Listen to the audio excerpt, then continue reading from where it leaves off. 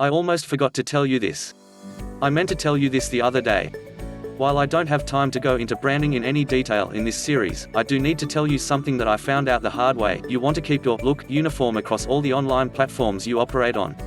That means making sure that your domain name and social media usernames are the same. If your domain name is yoursite.com, but on Facebook you're mysite1234, and on Twitter you're @mysite7890, and so on, people will be forgiven for not realizing you're the same person, business. So it's important that when you choose your domain name, you make sure the appropriate social media handles are available. I'd even go so far as to register the same username on as many different social media platforms as possible, even ones you don't ever plan on using, just to stop somebody else registering them and hijacking your success and hard work.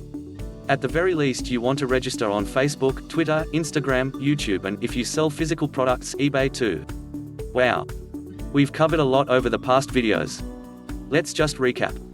We talked about some of the different types of online business you can start, what a niche is and how to choose a good one, how to draw up a profile of your ideal customer. I gave you some neat market research tools and told you what you'll need to get your website online. Finally, we talked about how to get traffic to your newly created site.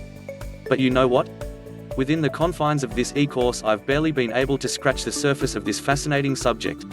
There's lots of stuff I just haven't had time to tell you about, ad networks and growth hacks to name just a couple. I go into much more detail in my beginner's guide to internet marketing. To your success. Please make sure to subscribe to get more videos.